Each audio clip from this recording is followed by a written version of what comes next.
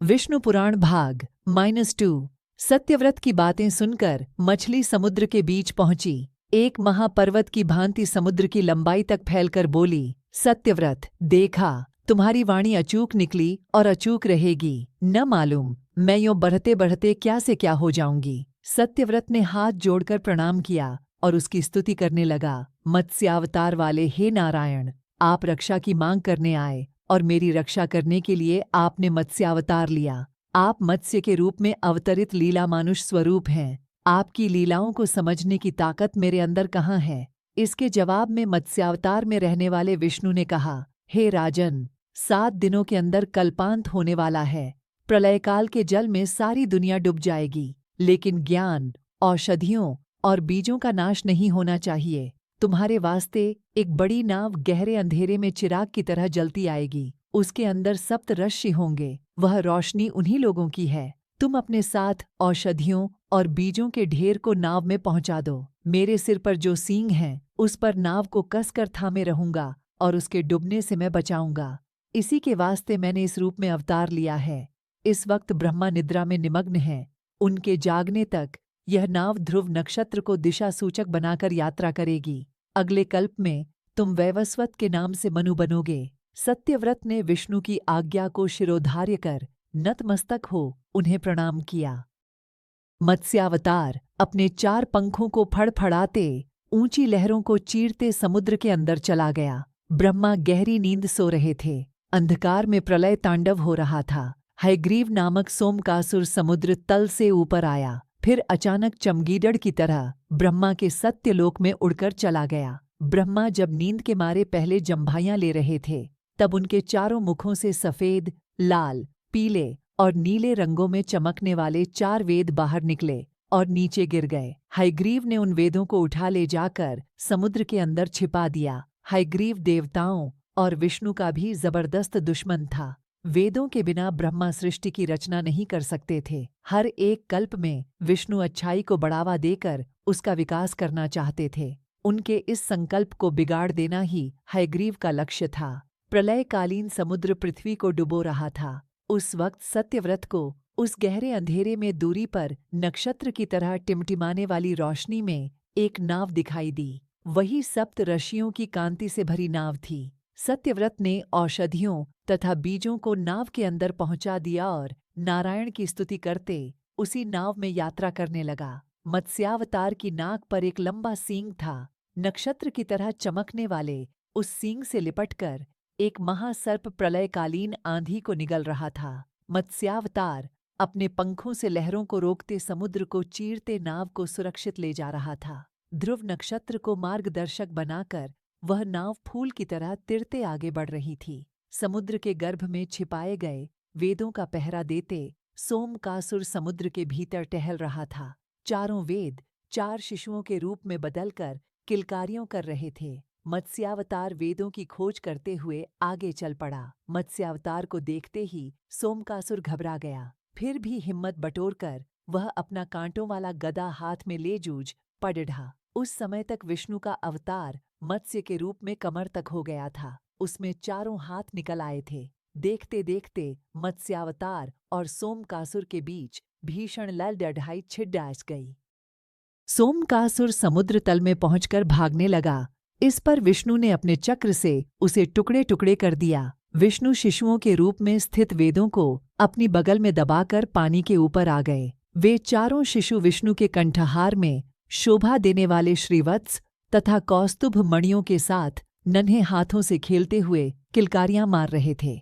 चारों बच्चे सफेद, लाल, पीले व नीले रंग की कांतियों से चमक रहे थे। विष्णु के हाथों में शंख और चक्र शोभायमान थे। विष्णु के मत्स्यावतार को देख ऋषि और सत्यव्रत तन्मय हो हाथ उठाकर उनकी स्तुति करने लगे। प्रलय तांडव शांत हो गया था। जहां तहां भूमि दिखाई देने लगी थी। नाव भी अपने लक्ष्य पर पहुंच गई। ब्रह्मा के लिए दिन और रात का समय बराबर था। उनकी निद्रा का समय पूरा होने को था। आसमान में प्रकाश की किरणें फूट रही थीं। नया कल्प शुरू हो रहा था। सरस्वती देवी पहले जाग उठीं। उन्होंने अपनी वीणा पर भूपाल राग का आलाप किया। ब्रह्मा जाग उठे। उन्हें लगा कि उनके चारों सिरों में कोई अशांति फैली है। फिर परख कर देखा, वेद गायब थे। इसी चिंता में ब्रह्मा कुछ परेशान थे। तभी विष्णु ने मत्स्यावतार में प्रत्यक्ष हो उनके हाथ में वेद सौंप दिए। ब्रह्मा ने विष्णु के मत्स्यावतार को जी भरकर देखा, तब अपने हाथ जोड़कर चारों मुखों से उनकी स्तुति की है। नारायण, जो व्यक्ति आपके मत्स्यावतार का ध्यान करता है, उसकी सारी विपदाएं इस तरह हट जाएंगी जैसे प्रलय के रूप में उपस्थित सारी विपदाएं दूर हो जाती हैं और उनका अज्ञान रूपी अंधकार हट जाएगा। विष्णु के द्वारा मत्स्यावतार लेने का कार्य सफल हो गया था, इसलिए वे अंतर्धान होकर अपने निवास वैकुंठ में पहुंचे। ब्रह्मा ने वेद लेकर सृष्टि की रचना शुरू की। सत्यव्रत श्राद्धदेव वैवस्वत के नाम से मनु हुए।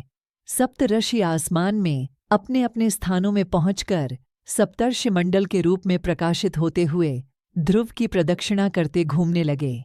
सूत महर्षि ने कहानी सुनाई। इस पर मुनियों ने पूछा, सूत महर्षि, हम लोग ध्रुव की कहानी सुनना चाहते हैं।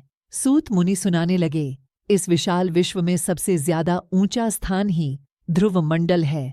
वही विश्व स्वरूप विष्णु के शिर का स्थान है। ऐसा ऊंचा स्थान पाने वाले ध्रुव उत्तानपाद नामक एक राजा के पुत्र थे। ध्रुव की माता सुनीति राजा उत्तानपाद की ज्येष्ठ पत्नी थी। सुरुचि छोटी रानी थी। राजा सुरुचि को ज्यादा प्यार करते थे। एक दिन राजा उत्तानपाद छोटी रानी सुरुचि के पुत्र उत्तम को अपनी जांग पर बिठाकर प्यार जता रहे थे। तभी वहां पर ध्रुव आ पहुंचा। उसके मन में भी अपने पिता की जांघ पर बैठने की इच्छा थी। वह बड़ी लालसा से अपने पिता की आंखों में देखता रहा। उस वक्त सुरुचि वहीं पर थी। राजा सुरुचि से डरकर ध्रुव को देखकर भी अनदेखा सा कर गए। ध्रुव ने सोचा था कि उसके पिता उसको भी अपने छोटे भाई के जैसे अपनी जांघ पर बिठाएंगे, पर ऐसा न होते देख उसे रोना आया। उसके गालों पर आंसू मोती जैसे चमक उठे।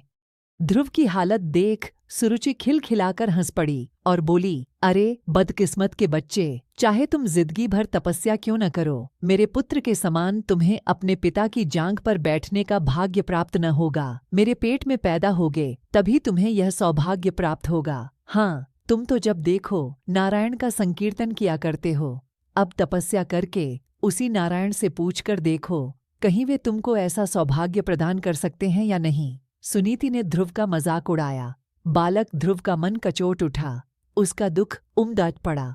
उसका क्रोध खौल उठा। उसके मन में सुरुचि की हत्या करने की इच्छा जगी। लेकिन दूसरे ही क्षण उसे सुरुचि एक उत्तम उपदेशिका सी लगी, मानो उसे यह सलाह देती हो, बेटा नारायण पर विश्वास करो, तपस्या करो। तब ध्रुव को लगा कि उत्तम कुमार ऐसे महान उपदेश पाने का सौभाग्य न रखने वाला एक अभागा है। राजा उत्तानपाद उसे अंधेरे रूपी जाल में फंसकर छटपटाने वाले हिरण जैसे लगे। इसके बाद ध्रुव ने सुरुचि को इस प्रकार प्रणाम किया जैसे गुरु का उपदेश पाने के बाद शिष्य गुरु को प्रणाम करता है। तब वहां से चल पड़ा। ध्रुव के इस व्यवहार पर चकित हो सुरुचि अपने मन में सोचने लगी, लड़का तो भला मालूम होता है, गालियां देने के बाद भी प्रणाम करके चला गया। प्रणाम न करे तो करेगा ही क्या। मेरे सामने मुंह खोलने की उसकी हिम्मत है या उसकी मौ हिम्मत कर सकती है। आंसू बहाते लौट आए। ध्रुव को देख दासियों के द्वारा सारी हालत जानकर सुनीति रो पड़ी। तब बोली, हाँ बेटा, बात सच है। दासी जैसी ही निकृष्ट जीवन बिताने वाली मेरे गर्भ से तुम क्यों पैदा हुए। तुम्हारी मौसी की बातें सच हैं। तुम्हारे लिए और मेरे वास्ते भी उस नारायण को छोड़ कोई दूसरा सहारा नहीं है। अपनी माता की बातें सुनने पर ध्रुव के मन को शांति मिली। बोला, माँ, मैं तपस्या करने जा रहा हूँ, मुझे कृपया आशीर्वाद दो। क्या बोला, तुम तपस्या करोगे? तब तो नारायण से सुरुचि के गर्भ से पैदा होने का वर मांग लो। सुनीति ने कहा, माँ, ऐसी बातें अपने मुंह से न निकालो। मैं तुम्हारा पुत्र हूँ, हमें कभी अपने को छोटा मानना नहीं चाहिए। यह तो आत्महत्या के समान है। मैं यह साबित करना चाहता हूँ कि ध्रुव की माता कैसी भाग्यशालिनी है। दिशाहीनों के लिए दिग्दर्शक बनने का वर मैं नारायण से मांग लूंगा। यह कहकर ध्रुव उसी वक्त घर से चल पड़ा। रास्ते में नारद मुनि से बालक ध्रुव की मुलाकात हुई। नारद ने पूछा, हे ध्रुव कुमार, लगता है कि तुम खेलने के लिए चल पड़े। स्वामी, मैं तपस्या करने जा रहा हूँ। ध्रुव ने जवाब दिया, ओह, तपस्या नामक कोई खेल भी है? तब तो खूब खेलो बेटा। नारद ने मजाक किया, मुनिवर, यह कोई खेल नहीं, सचमुच मैं तपस्या करने के लिए ही जा रहा हूँ। ध्रुव ने स्पष्ट शब्दों में कहा, उफ, यह बात है। इस छोटी सी बात को लेकर तुम तपस्या करने जा रहे हो। मेरे साथ चलो, मैं देखूंगा कि तुम्हारे पिता तुमको अपनी जांघ पर क्यों कर नहीं बिठाते। नारद ने कहा, स्वामी, मैं किसी की दया नहीं चाहता। सबसे उत्तम नारायण का अनुग्रह मुझे चाहिए। इसी वास्ते मैं तपस्या करने के लिए जंगल में जा रहा हूँ। ध्रुव ने कहा, तपस्या करना कोई हंसी खेल की बात नहीं बेटा। जंगल में शेर, बाघ वगैरह खूंखार जानवर होते हैं। धूप, जाड़ा और बरसात का सामना करना पड़ेडिहाता है। मेरी बात मानकर घर चलो। नारद ने समझाया, मुनिवर, मैं क्षत्रिय हूँ, अपमान सहते हुए जिंदा नहीं रह सकता। क्या आप मुझे कायरता की दवा पिलाने आए हैं? ध्रुव ने पूछा। बेटा ध्रुव, मैंने तुम्हारा दृढ़ निश्चय जानने के लिए ही ये बातें कहीं। एक जमाने में मैंने भी अनाथ बालक बनकर अनेक अपमान और अत्याचारों का शिकार हो अंत में तपस्या की थी। तुम मधुवन में जाकर एयुएम नमो नारायण का जाप करते तपस्या करो। मैं तुमको आशीर्वाद देता हूँ, अपने कार्य में सफल होकर लौट आओ। नारद ने समझाया। ये बातें सूत मुनि के मुंह से सुनकर मुनियों ने पूछा, मुनींद्र, नारद ने अपमान और अत्याचारों का सामना कैसे किया? नारद का वृत्तांत सुनने का कौतूहल हमारे मन में पैदा हो रहा है।